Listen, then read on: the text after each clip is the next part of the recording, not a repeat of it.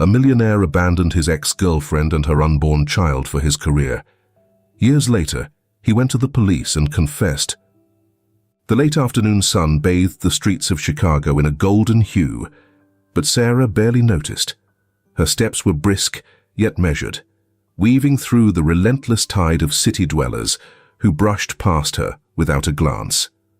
On either side of her, Kevin and Mason clung to her hands, their small feet scuffing the pavement. The boys, identical with messy brown hair and eyes far too wise for their 6 years, chatted about the pigeons they'd spotted near the park that morning. "Did you see the big one, Mom?" Mason asked, his voice bright and curious. "Bigger than me," Kevin chimed in, spreading his arms wide, though his shirt sleeves hung loose on his thin frame. Sarah mustered a smile, the kind that reached her lips, but not her eyes. "Maybe tomorrow we'll stop and count them," she replied, her voice soft. Her hands tightened around theirs, a habit she had developed over the years, as though holding them close was her only defense against the world's indifference. They turned a corner, and the shadows deepened as skyscrapers rose around them. The city was alive with sound. Honking horns, snippets of conversations in a dozen languages, and the occasional screech of a train overhead. To the boys, it was a playground. To Sarah, it was a battlefield. Her legs ached from the double shift she'd just pulled at the diner. Hours spent balancing trays, forcing smiles at impatient customers, and dodging her manager's wandering gaze. Her hands bore tiny burns from the kitchen's steam, and her feet felt heavy in worn-out sneakers. But there was no time to dwell on her exhaustion. Dinner had to be bought, the boys had to be bathed, and the threadbare blanket in their cramped studio apartment had to be spread out for another night. "Mama, are we having spaghetti again?" Kevin's inquiry was informal, yet a hint of optimism stirred within her. "Maybe," she replied, careful to keep her tone steady. The truth was, spaghetti was all she could afford, again. The streets became quieter as they reached their neighborhood. The air smelled faintly of oil from a nearby auto shop, and the pavement was cracked, scattered with litter. Mason and Kevin didn't seem to mind, their laughter echoing as they raced ahead to the door of the apartment building. Sarah paused, allowing herself a moment to take it all in. Their joy, fleeting but resilient, a stark contrast to her own tightly wound resolve. Inside, the apartment was as small as she had left it that morning. A single window overlooked a grey alley where stray cats roamed. The kitchen consisted of a counter, a stove, and a mini fridge that hummed too loudly. The boys' drawings adorned the walls, pinned over the peeling paint like tiny bursts of color against the monotony. "Go wash your hands," she instructed gently, setting her bag on the counter. She unpacked the groceries, a loaf of bread, a jar of sauce, and a box of spaghetti. The thin envelope with her tip money weighed heavily in her pocket. As she worked, her mind drifted. Images of Mark surfaced, unbidden. His crooked smile, the way he used to make her laugh when life felt unbearably heavy. She could still recall the warmth of his hand in hers, the feeling of safety that had once seemed so absolute. And then, just as suddenly, he was gone, slipping out of her life like a shadow at dusk. Her fingers stilled over the pot she was filling with water. She had begged him to stay that night. She remembered the look in his eyes, not cold, but resolute. He'd said it was for the best. She'd believed him for a while. And then the truth came, sharp and cruel. She was pregnant, and he was unreachable. "Mama, I washed first," Mason called, his voice pulling her back to the present. She turned to see him waving his dripping hands in triumph, while Kevin glared. "No fair," Kevin protested, though he grinned a moment later. Sarah chuckled softly. "All right, both of you, sit down. Dinner will be ready soon." As the spaghetti boiled, Sarah watched them from across the room. Kevin and Mason sat cross-legged on the floor, constructing towers out of mismatched blocks they had salvaged from a thrift store. Their laughter was contagious, filling the room with warmth despite its chill. For a brief moment, Sarah allowed herself to believe in the life they had built. It wasn't much, but it was theirs, free of Bruce's fists and hateful words, free of the shadows that had once threatened to consume her. But as she turned back to the stove, her reflection caught in the cracked window pane. The lines on her face seemed deeper in the dim light, her shoulders heavier. The scars of the past lingered, even in the quietest moments. And somewhere out there, she knew, the ghosts of her decisions, and Mark's, still walked the streets of Chicago. "Mama, is it done yet?" Mason's voice was eager, innocent. "Almost, sweetheart," Sarah replied, her voice steady. For now, the past could wait. Dinner was ready, and her boys were safe. That was enough. For now. The private car glided through Chicago's crowded streets, its tinted windows shutting out the noise and chaos. Mark leaned back against the leather seat, his eyes fixed on the skyline outside. The city looked the same, its towering buildings a testament to ambition, its streets buzzing with a relentless energy. Yet beneath the surface, he could feel its cracks, the shadows where people like him had once hidden their secrets. Still the same old Chicago, he muttered to himself, adjusting the cuffs of his tailored suit. The faint scent of leather and cologne lingered in the car, a reminder of how far he'd come. Beside him, Victor scrolled through his phone, the glow of the screen reflecting off his sharp features. Victor had the kind of face that seemed permanently set in a smirk, his confidence bordering on arrogance. He tapped the screen once and turned to Mark, his expression unreadable. "So," Victor began, his voice smooth but heavy with implication, "we've got an opportunity here, a big one." Mark didn't reply immediately. He reached for the water bottle in the console, unscrewing the cap with deliberate slowness. The pause was calculated, though even he wasn't sure whether it was for Victor's benefit or his own. Victor didn't wait. "It's a clean operation. Minimal risk, maximum payout. The kind of deal that sets you up for life, if you aren't already." Mark took a sip, the cold water doing little to wash away the unease creeping in. "What's the catch?" he asked finally, his voice measured, almost detached. Victor chuckled, low and quiet. "No catch, just a few corners we'll need to cut. Nothing you haven't handled before." Mark's jaw tightened, though his expression remained neutral. He had spent years perfecting the art of masking doubt, of projecting control even when uncertainty gnawed at the edges of his resolve. It had served him well in building his empire, but now, sitting in that car, he felt something else. A faint crack in the armor. Victor continued, his voice dropping slightly. "Look, Mark, I get it. You've got your reputation now. But don't forget where we started. Deals such as these don't just appear in your life." Mark glanced at him, his dark eyes narrowing. "I haven't forgotten anything," he said, his tone carrying a subtle edge. Victor smiled again, satisfied. "Good. We'll talk more at the dinner meeting. Let's just say the numbers will make it hard for you to walk away." The car slowed as they approached a red light. The city appeared to pause momentarily as the noise of traffic ceased. Mark's gaze drifted past the window, his attention caught by the park they were passing. It was small, almost tucked away between two towering apartment buildings, a splash of green amidst the grey. He hadn't been there in years, but it still looked the same. The iron benches, the cracked fountain, the swing set that always seemed slightly lopsided, and just like that, the memory hit him. 5 years ago, he could see her, Sarah, laughing as she swung higher and higher, her hair catching the sunlight. He remembered standing there, his hands shoved in his pockets, watching her with a mix of admiration and disbelief.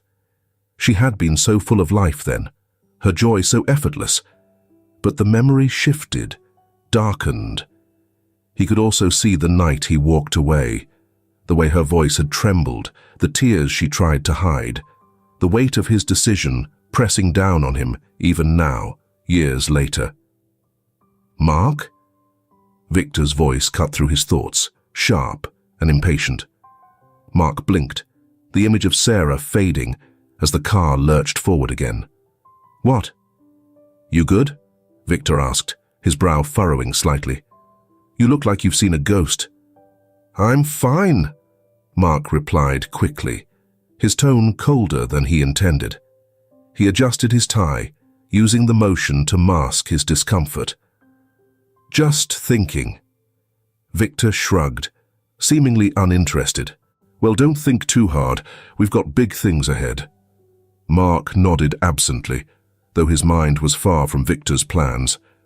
As the car sped away from the park, he cast one last glance at it through the rearview mirror, the ache in his chest unfamiliar and unwelcome.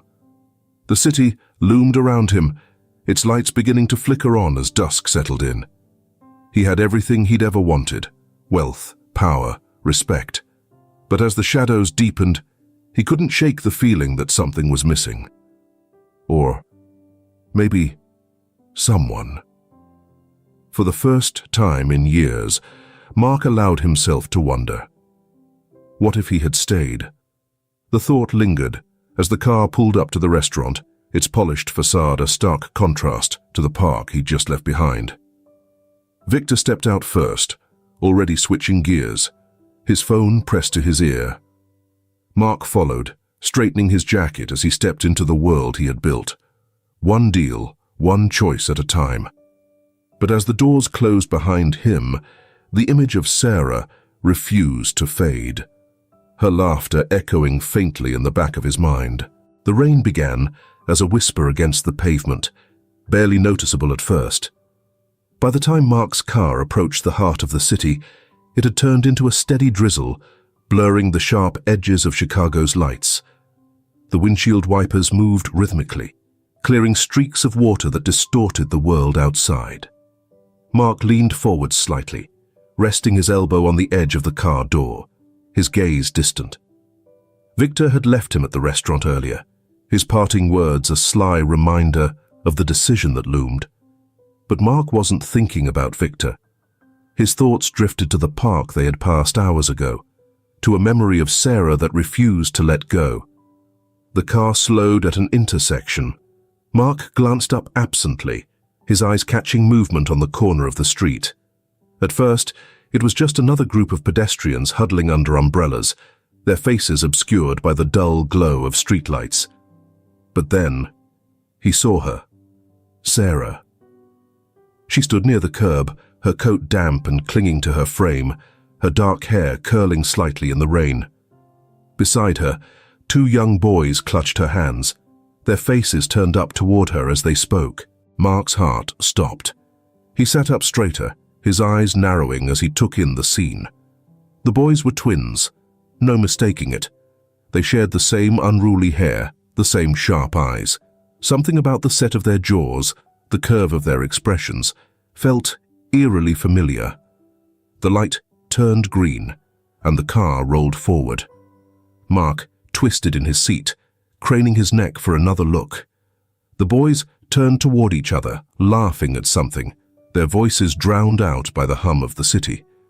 One of them reached for Sarah's hand, and the way she knelt to his level, brushing a strand of wet hair from his face, made Mark's chest tighten. "Sir, everything all right?" the driver asked, glancing in the rearview mirror. Mark hesitated. "Pull over," he said abruptly, his voice rougher than intended. The driver obeyed, easing the car to the side of the street. Mark's fingers hovered over the door handle, his breath shallow. He struggled to choose between leaving and remaining inside, between seeking answers and finding solace in ignorance. The rain blurred the windows, reducing the scene outside to hazy silhouettes.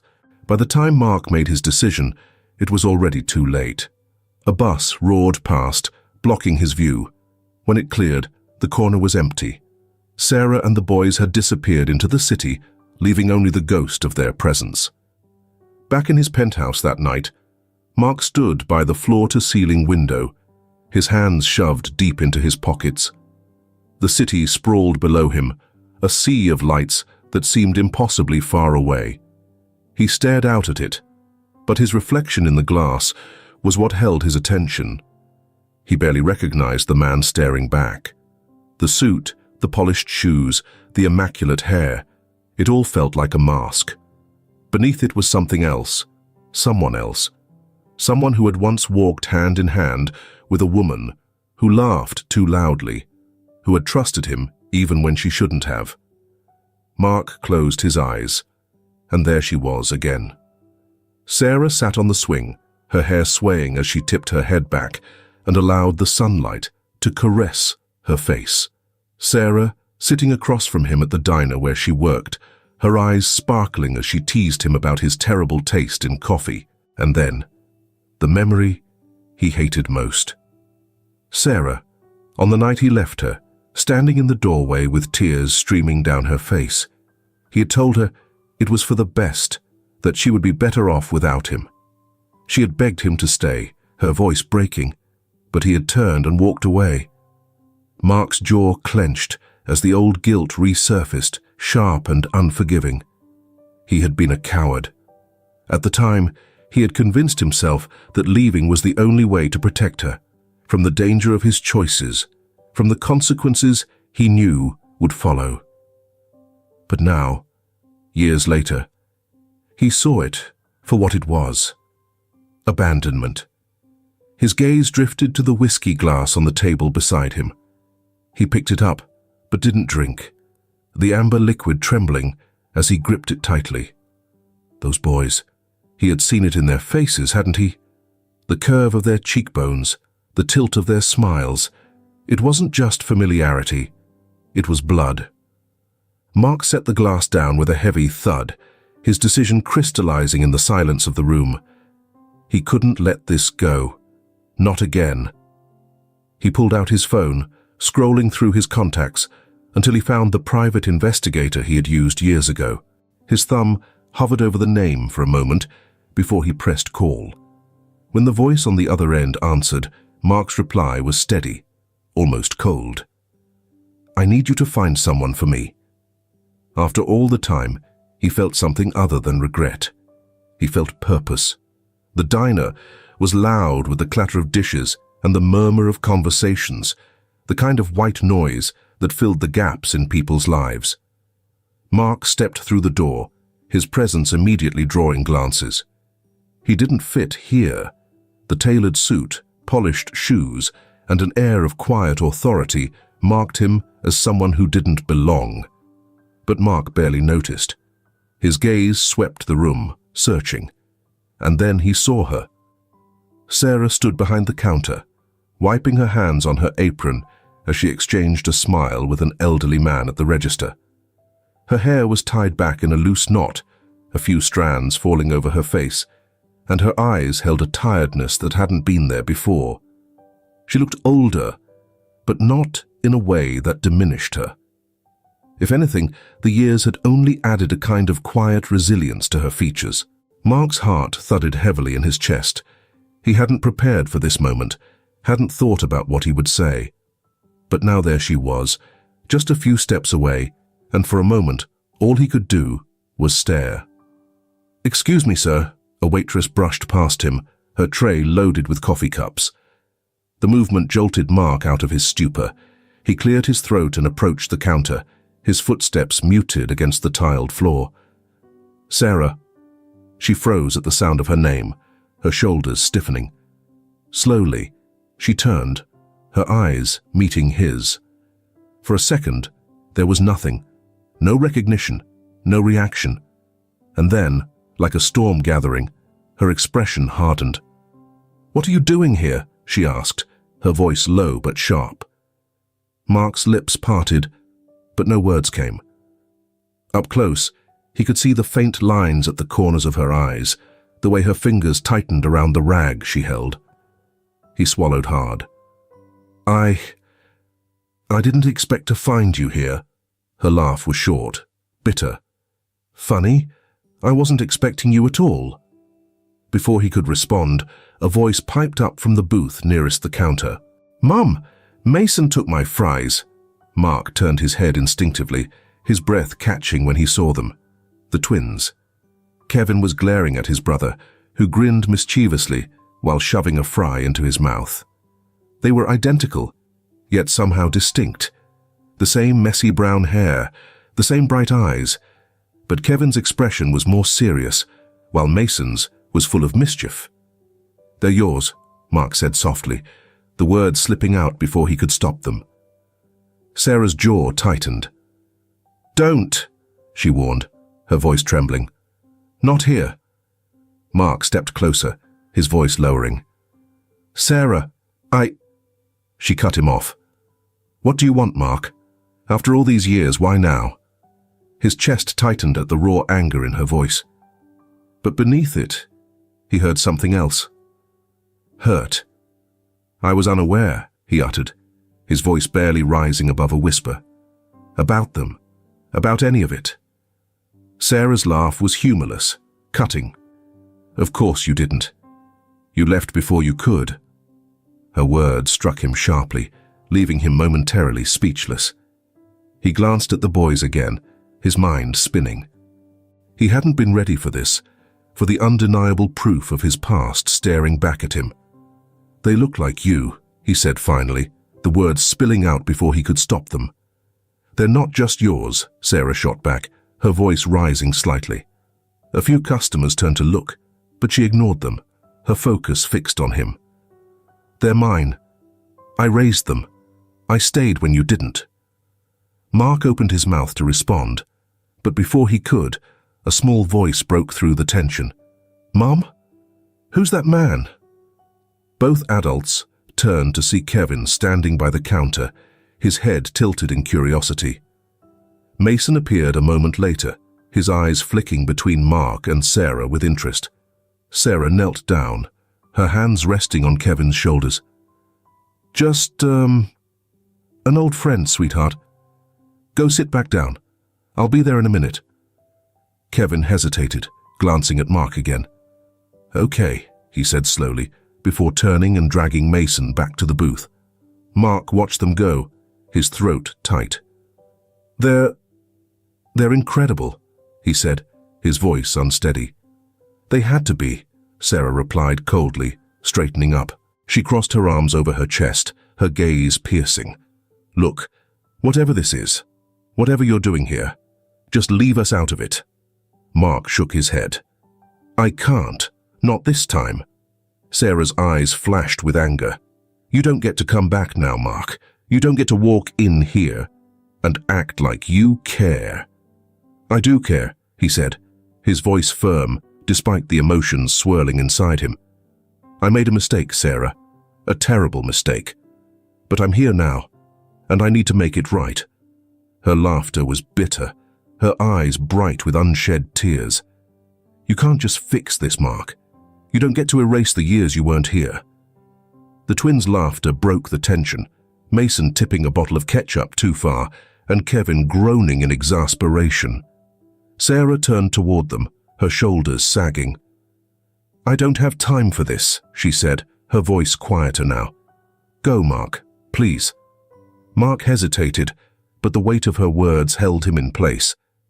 He glanced at the boys once more before stepping back. "I'll leave," he said quietly.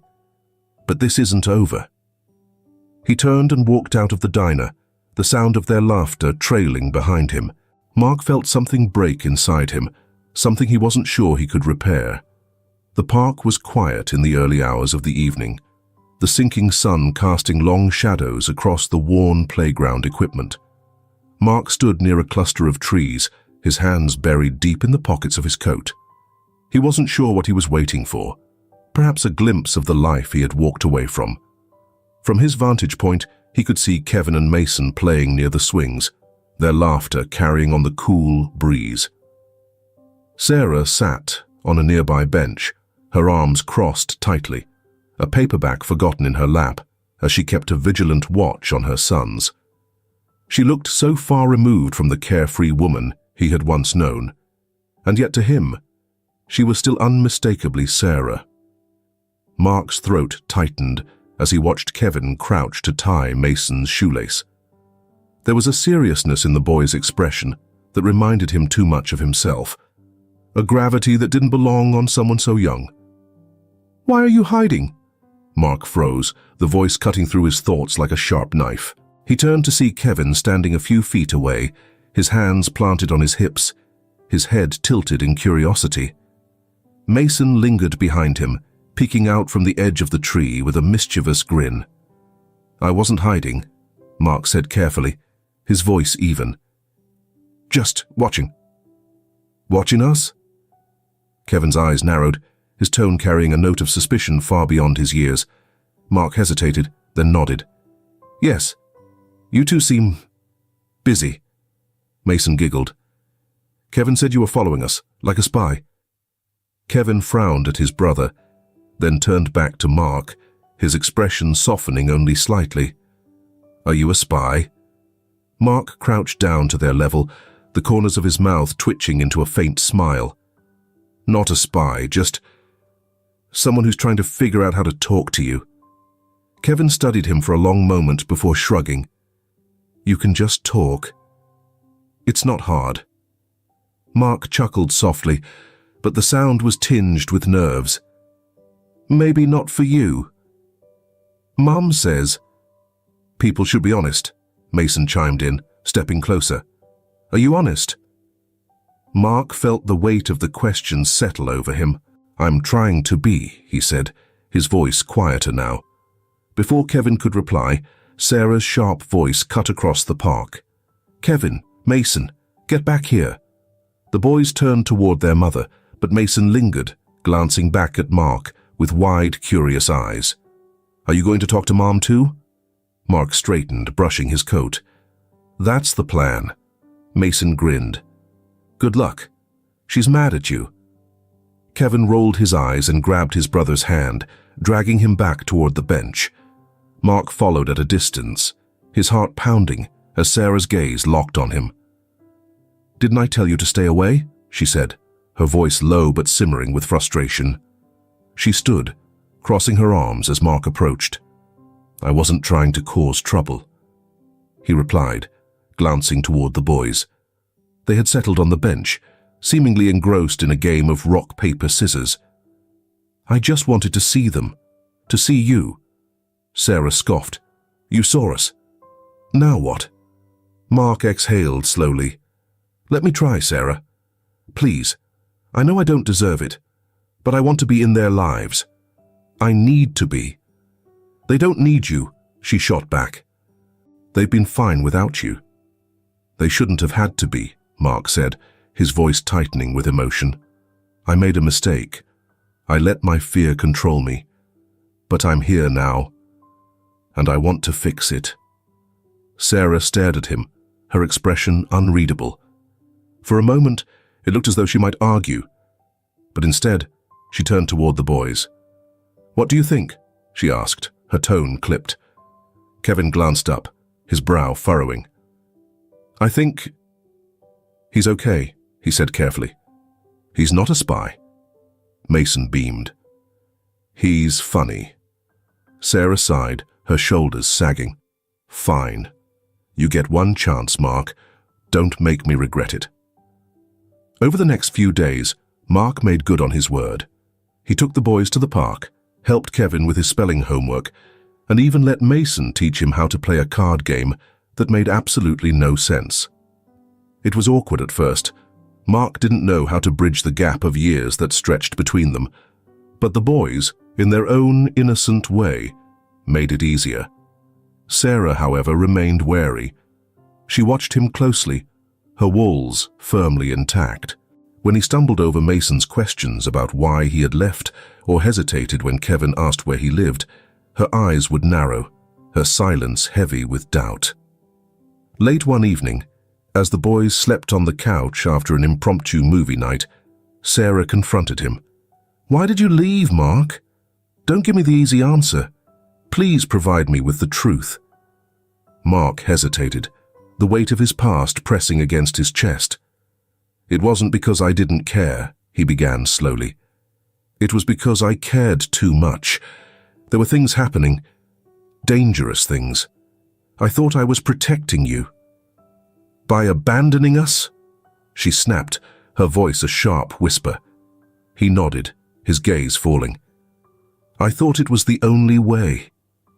Sarah studied him for a long moment, her expression softening just slightly.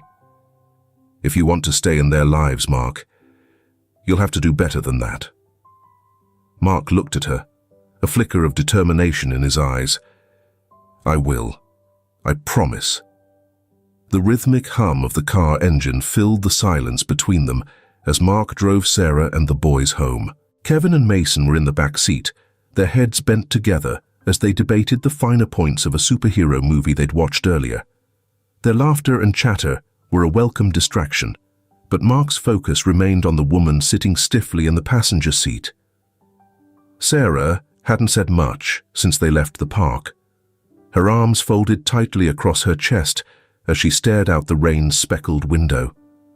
Her silence was louder than any words she could have spoken. Mark finally broke it. "It's been a long time since I've driven in the rain," he said, his voice careful, almost tentative. "Chicago doesn't change much, does it?" Sarah's lips twitched, but she didn't look at him. "A lot changes when you're not paying attention." The weight of her words pressed on him. He gripped the steering wheel tighter, his knuckles whitening.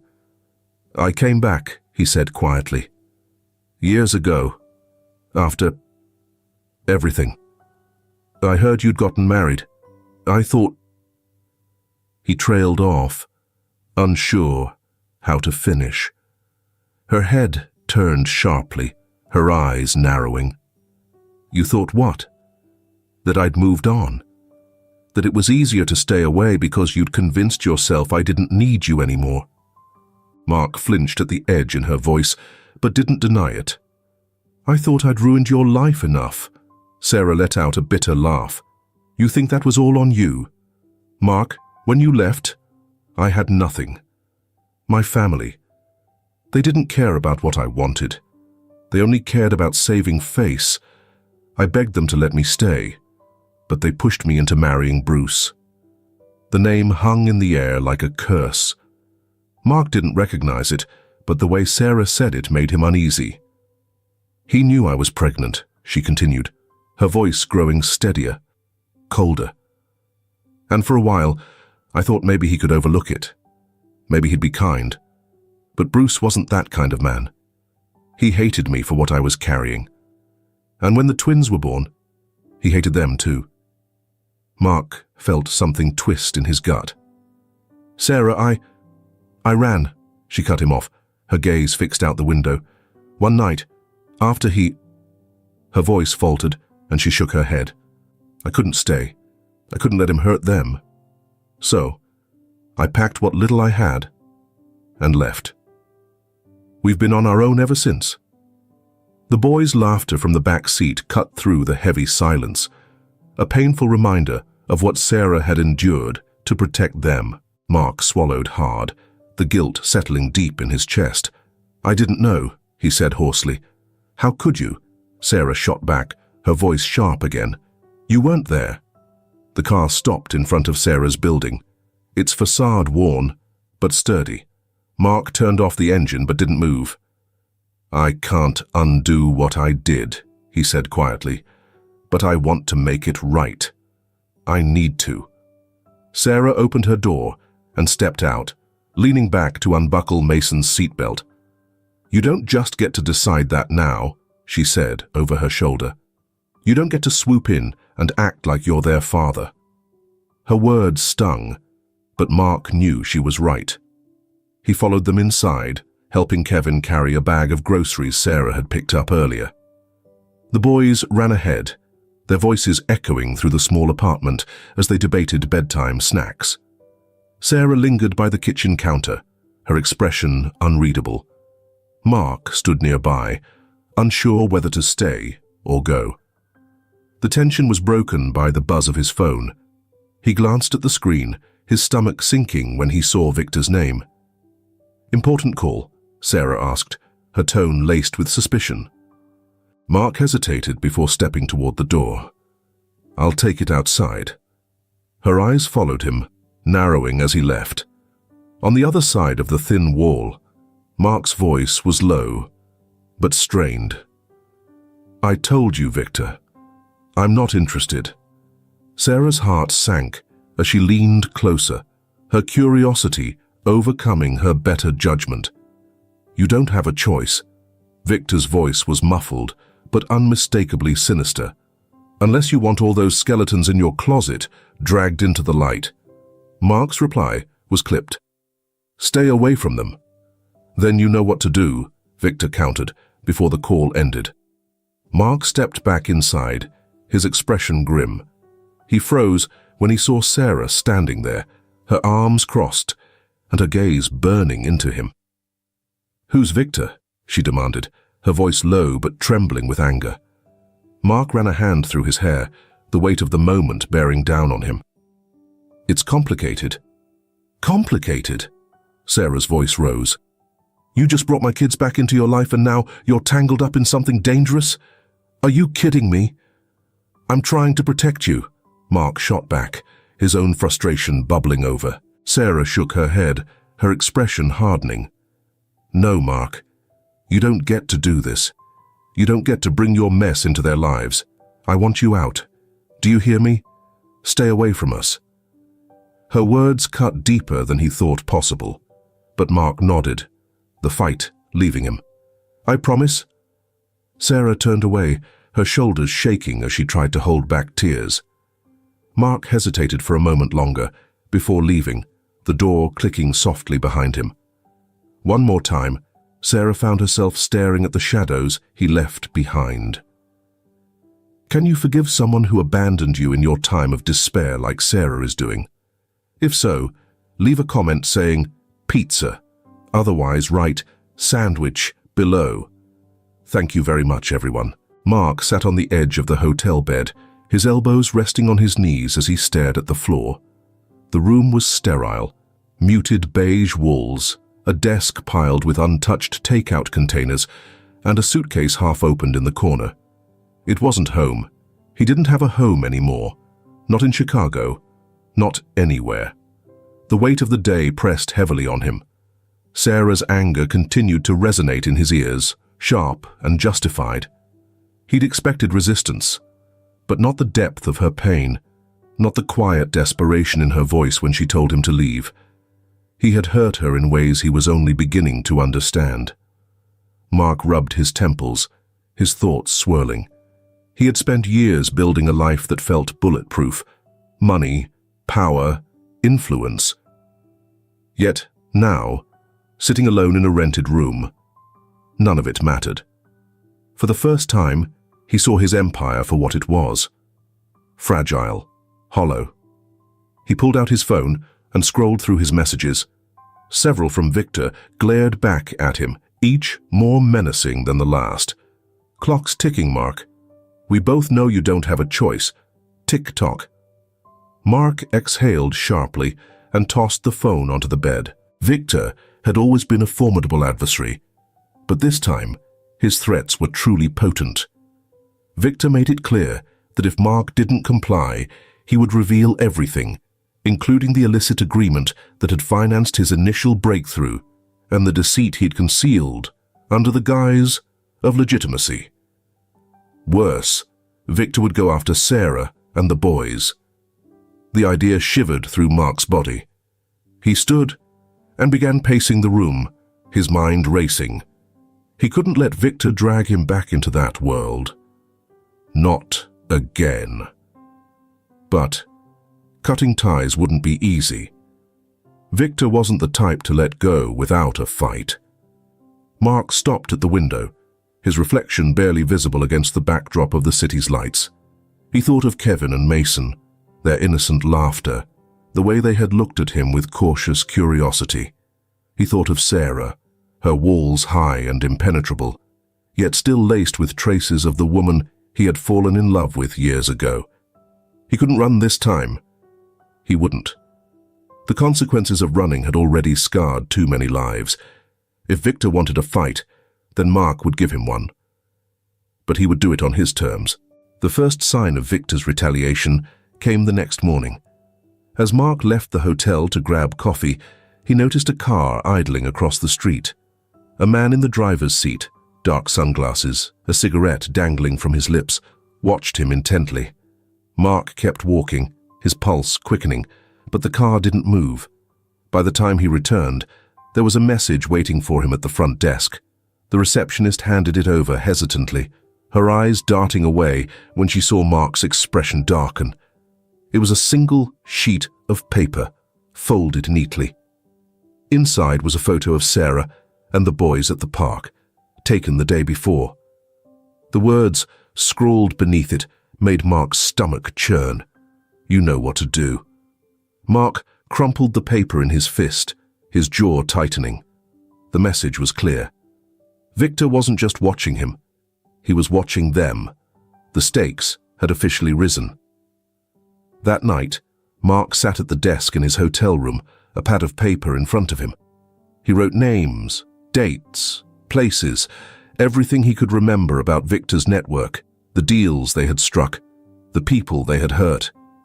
His pen hesitated over certain details, the weight of what he was doing pressing down on him. If he handed this over to the authorities, it wouldn't just be Victor going down, it would be him too. A soft knock at the door startled him. He froze, his mind immediately jumping to the worst. Slowly, he crossed the room and peered through the peephole. It was Sarah. Mark opened the door, his surprise evident. "Sarah, what are you doing here?" She stepped inside, her arms folded tightly across her chest.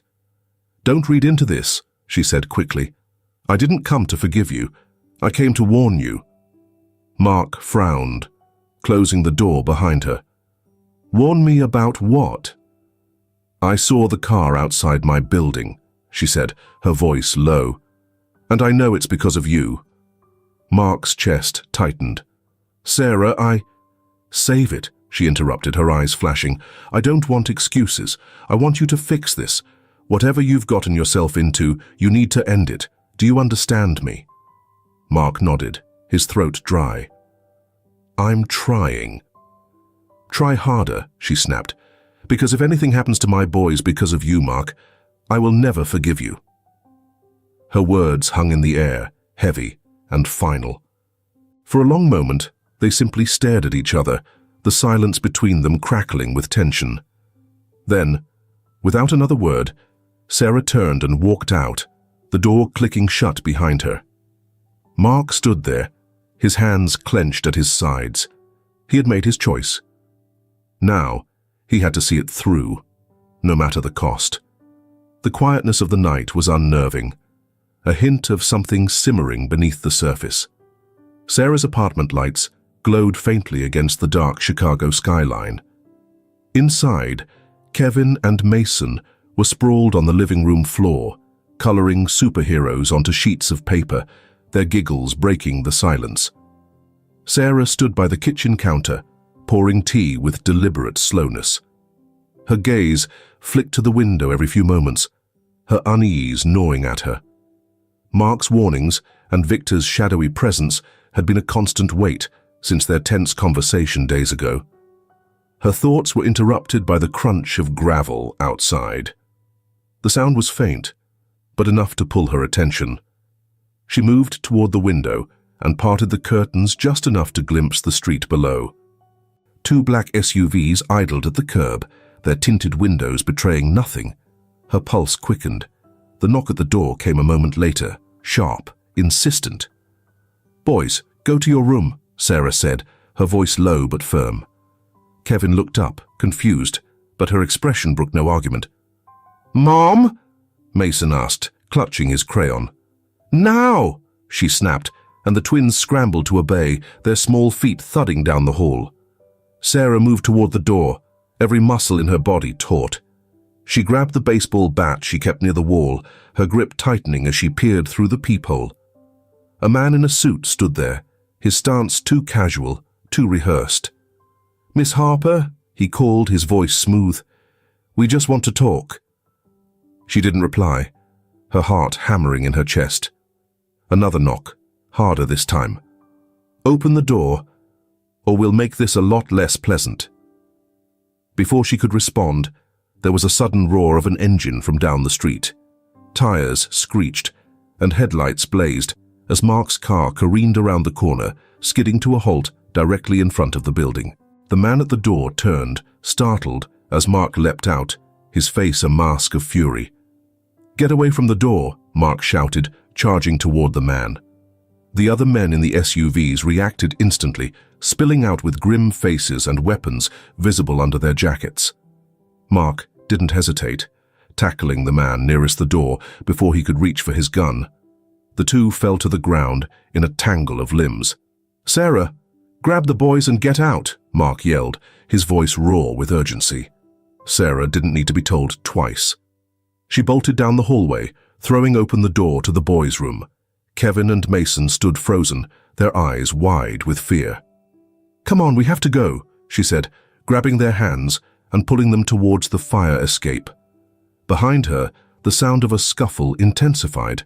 Mark was fighting off two men at once, his movements desperate but precise. One man managed to land a blow to his ribs, but Mark retaliated, sending him sprawling against the SUV. Sarah ushered the boys out onto the fire escape, the metal cold beneath their bare feet. "Climb down as fast as you can," she urged, her voice trembling. Kevin nodded, leading Mason as Sarah followed closely behind. Below, Mark had gained the advantage, for the time being.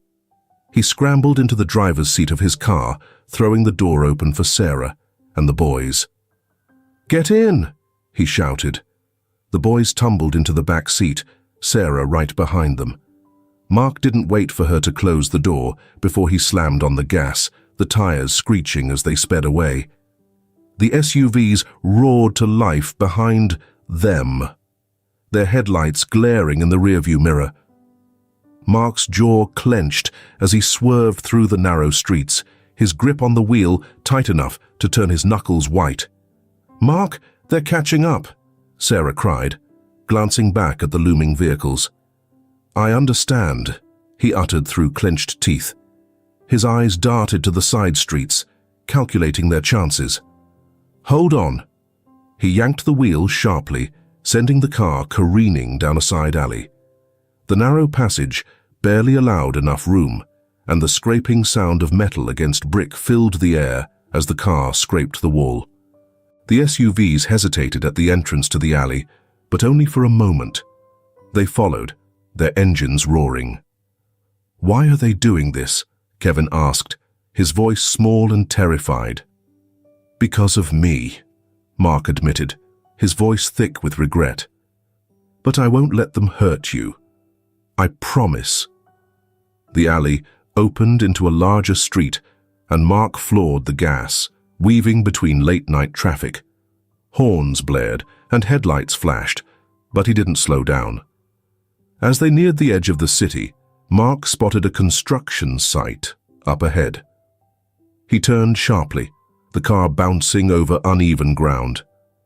The SUVs hesitated again, their drivers calculating the risk of pursuit.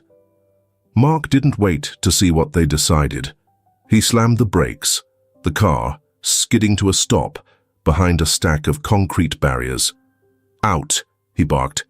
"We have to hide." Sarah pulled the boys from the car, her hands shaking. Mark led them toward a cluster of machinery, his movements quick and purposeful. They huddled behind a large excavator, the boys clinging to Sarah as she wrapped her arms around them. Mark crouched at the edge of their hiding spot, his eyes scanning the area. The SUVs rolled slowly into the site, their headlights sweeping over the debris. "They're going to find us," Sarah whispered, her voice breaking. "Not if I can help it," Mark replied, his voice steady. He turned to her, his expression fierce. "Stay here. No matter what happens, don't move." "Mark, I mean it, Sarah." He met her gaze, something unspoken passing between them before he stepped out into the open. The men spotted him immediately, shouting as they drew their weapons. Mark raised his hands, stepping forward to draw their attention. "You want me?" he called. "Here I am." It worked. The men closed in on him, their focus entirely on Mark. Sarah watched in horror as he fought them off, using everything in his arsenal to keep them away from her and the boys. The sound of sirens in the distance grew louder, and the men began to scatter. One of them hesitated, raising his gun toward Mark. Before he could fire, the red and blue lights flooded the site, and police officers swarmed the area. The man dropped his weapon and ran, disappearing into the shadows. Mark fell to his knees, breathing heavily as the officers surrounded him. Sarah rushed forward, the boys clinging to her as they ran to his side. "It's over," she whispered, kneeling beside him. Mark shook his head, his eyes meeting hers. "Not yet." He turned to the nearest officer. "I need to talk. About everything." The interrogation room was cold and sterile, its walls painted a dull grey. Mark sat at the table, his hands clasped tightly together, the fluorescent lights above casting harsh shadows on his face. A detective sat across from him, a notepad in hand, waiting. Mark took a deep breath. "I want to confess," he said, his voice steady despite the weight of his words. "Everything. Victor, the deals, how it all started. I'll give you everything you need." The detective raised an eyebrow, skepticism etched across his face. "That's a big promise. Why now?" Mark's gaze dropped to the table. He thought of Kevin and Mason, their small hands clutching Sarah's as they fled into the night. He thought of Sarah's tear-streaked face as she begged him to fix this. "Because it's the right thing to do," he said quietly. "And because I can't let Victor keep hurting people. Not anymore." Mark's confession was exhaustive, spanning hours. He detailed the shady deals, the money laundering, and the threats that had built his empire. He didn't spare himself, laying bare his complicity in Victor's network. When he finished, the detective leaned back in his chair, letting out a low whistle. "That's a hell of a story. You realize this puts you in deep trouble, right?" Mark nodded. "I'm not looking for a way out. I just want to make sure Sarah and the boys are safe." The detective studied him for a moment before standing. "All right, we'll verify what you've told us. Don't go anywhere." As the door closed, Mark exhaled, his shoulders slumping. The weight of years of guilt and fear lifted slightly, replaced by the heavy uncertainty of what came next. Back at her apartment, Sarah paced the small living room, her arms wrapped around herself. Kevin and Mason were asleep in their room, their soft breaths the only sound cutting through the tense silence. When the knock came, she froze. Her heart pounded as she approached the door, half expecting Victor's men. But when she opened it, she found a police officer standing there, his expression calm. "Miss Harper," he said, bowing his head, "Mark Stewart asked me to deliver a message. He's cooperating fully with our investigation into Victor and his organization." Sarah's stomach twisted. "Cooperating," she repeated, her voice shaky. The officer nodded. "He's confessed to his involvement in the illegal deals and is providing us with critical evidence. It's likely he'll face charges himself, but he's determined to make things right." The words hung in the air long after the officer left. Sarah sank onto the couch, her thoughts racing. She was furious at Mark for bringing this danger into their lives, for the secrets he had kept. But beneath the anger was something else, a grudging respect for the man who was finally owning up to his mistakes. Mark was released on bail 2 days later, the investigation into Victor still underway. Sarah was waiting for him outside the precinct, her arms crossed and her expression unreadable. Mark stopped short when he saw her. "Sarah," he began, his voice soft. 6 months, she said abruptly, cutting him off. Mark blinked. What? The detective told me you'll likely face 6 months in prison, she clarified, her voice tight. Is it true? Mark nodded slowly. It is. I've made a deal. If I help bring Victor down, they'll reduce my sentence. Sarah studied him, her eyes searching his face. And you're okay with that? He hesitated, then nodded again. If it means keeping you and the boys safe, then yes, I'm okay with it. For a long moment, Sarah said nothing. Then, to Mark's surprise, she stepped closer. I hate that you brought this into our lives, she said, her voice trembling. But I see what you're trying to do now. I see that you're trying to change. I am, Mark said earnestly. For you. For them. Sarah exhaled shakily. Then I'll support you. But don't think for a second that this makes us okay. You have a lot to prove, Mark. I know, he said, his voice steady.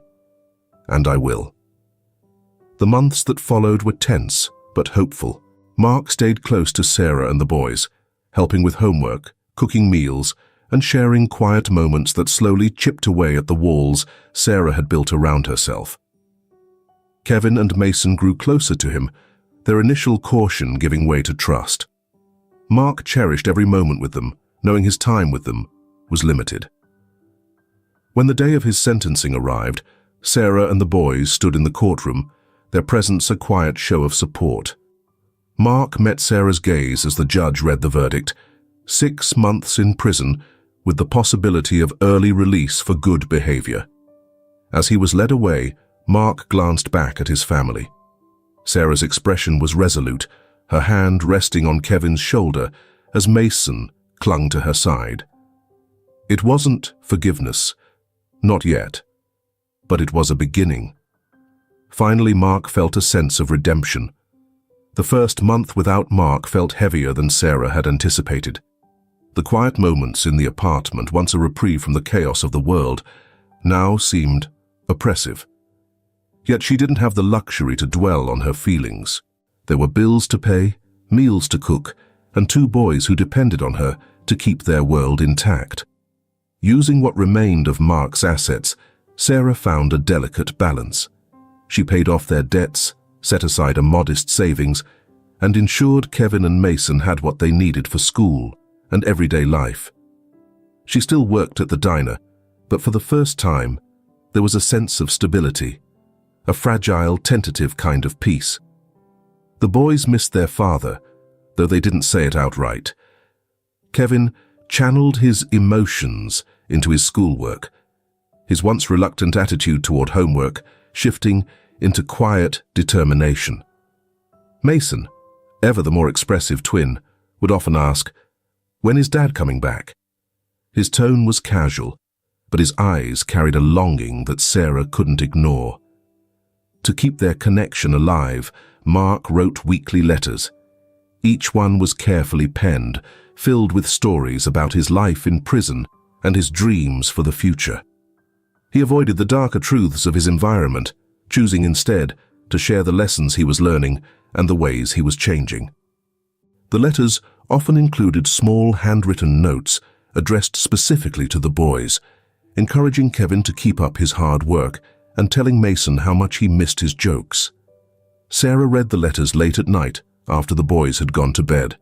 They were raw and unguarded, offering glimpses of a man she hadn't seen in years. The regret, the hope, and the determination to do better were woven into every word.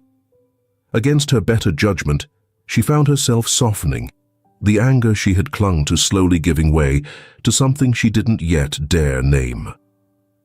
Mark's time in prison was far from easy, but it gave him the clarity he had been chasing for years.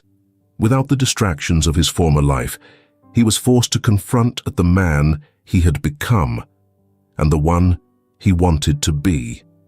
He spent hours in the prison library, reading everything from business strategies to parenting guides. He joined a support group for inmates who wanted to rebuild their lives and spoke openly about his mistakes for the first time. More than anything, he thought about Sarah and the boys. Their faces fueled his resolve, their laughter echoing in his mind during the darker days. Each letter he wrote felt like a lifeline, a bridge to the family he hoped to return to. 6 months passed slowly but steadily, and the day of Mark's release finally arrived. Sarah stood outside the prison gates with Kevin and Mason, the boys shifting restlessly as they craned their necks to catch the first glimpse of their father. When Mark emerged, his appearance startled Sarah. He looked leaner, his face more lined, but there was a lightness to him that hadn't been there before. His eyes softened the moment they landed on Kevin and Mason, who broke into a sprint, shouting, "Dad!" Mark knelt, catching them in a tight embrace. He held them close, his eyes closing as he whispered, "I missed you both so much." Sarah stood back, observing the scene with a knot in her throat. When Mark finally looked up, his expression was a mixture of relief and apprehension. He stood, the boys still clinging to his sides, and approached her cautiously. "Sarah," he said, his voice low, "thank you for bringing them." She crossed her arms, her gaze steady. "They wanted to see you, and I thought it was time." Mark nodded, understanding the layers beneath her words. "I meant what I wrote in my letters. I'm going to make this right, for all of you." "We'll see," she said, but her tone lacked the sharpness it once held. The drive back to the apartment was filled with chatter as Kevin and Mason regaled Mark with stories about school and their adventures over the past 6 months. Mark listened intently, laughing at Mason's jokes and marveling at Kevin's newfound love for math. Sarah remained quiet, her hands gripping the steering wheel, but her eyes flicked toward the rearview mirror often, watching the boys' joy. When they arrived home, Mark hesitated at the threshold, his eyes scanning the familiar space. "Feels strange to be back," he admitted. "It'll take time," Sarah said simply, setting her bag on the counter. "But we've managed." "I can see that," Mark replied, his voice filled with quiet gratitude. "You've done an incredible job, Sarah." She looked at him for a long moment before nodding. "They deserve stability. If you want to stay in their lives, you'll have to work to keep it that way." "I will," Mark promised. The days that followed were filled with small, meaningful steps. Mark eased into their routine, helping with homework, cooking meals, and even fixing the leaky faucet that had been a source of annoyance for months. Slowly, the boys began to treat him like he had never left, their trust rebuilding one shared moment at a time. For Sarah, it was harder. She couldn't erase the past, nor could she forget the pain of his absence. But she could see the changes in him, the way he listened, the way he prioritized the boys, the way he spoke to her with honesty instead of excuses. One evening, as they sat on the porch, watching Kevin and Mason play in the yard, Sarah turned to Mark. "You're different," she said quietly. Mark looked at her, his expression serious. "I had to be. For them. For you." She nodded slowly, a small smile tugging at her lips. "Maybe we'll be okay after all." Mark reached over, his hand brushing against hers. "We will," he said, his voice steady. "I'll make sure of it." For the first time in years, Sarah believed him. The Cape May air carried a salty breeze, mingling with the faint aroma of wildflowers that bordered the small property. Mark stood in the front yard, watching the movers unload the last of their belongings.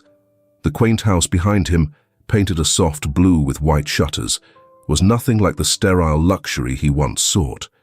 It was simple, warm, and perfect. Sarah emerged from the front door, her sleeves rolled up as she directed the movers with the precision of someone who had rebuilt her life more than once.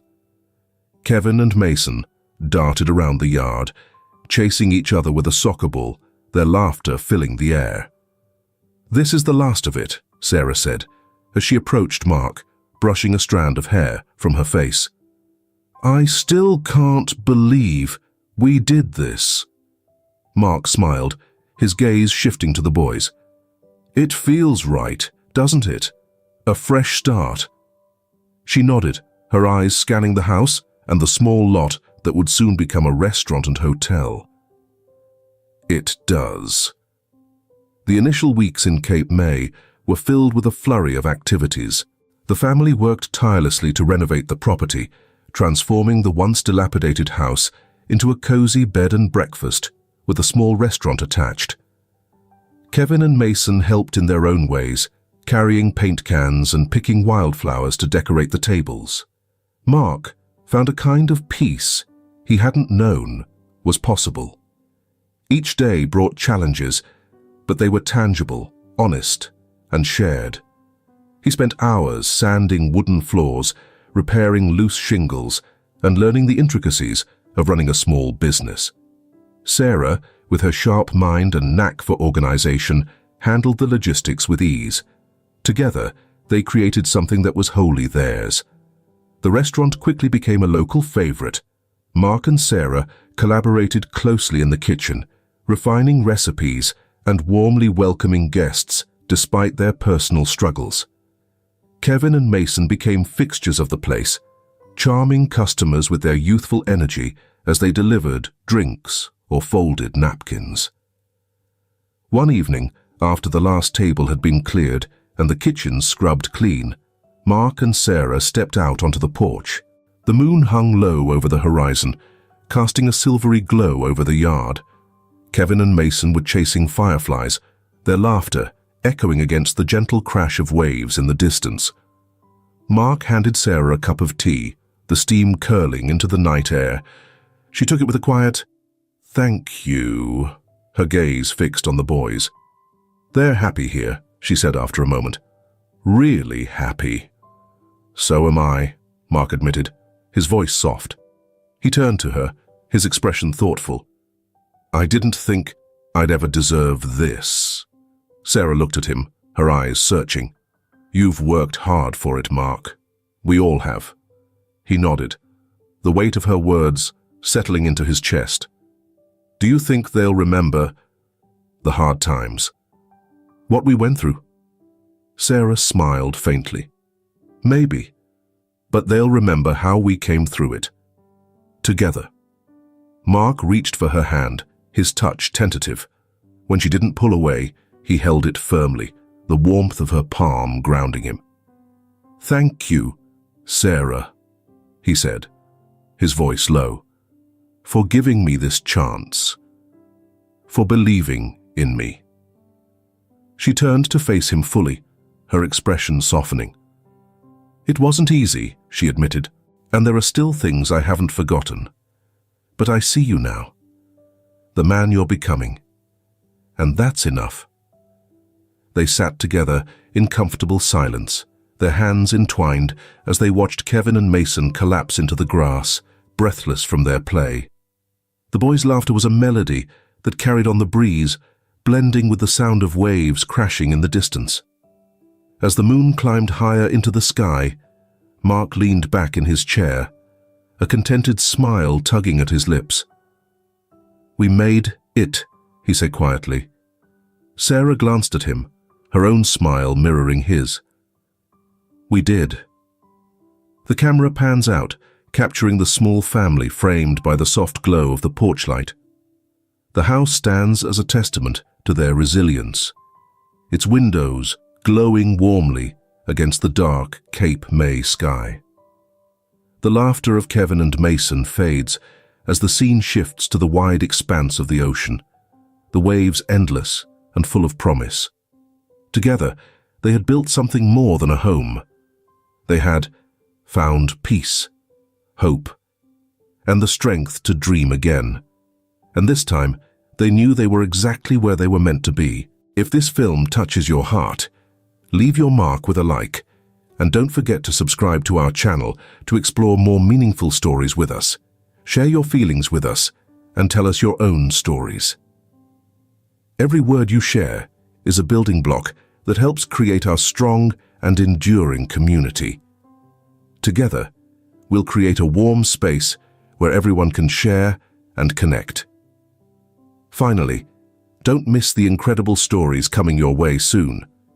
We're always here to bring you the best selections, full of deep values, yet entertaining. See you there.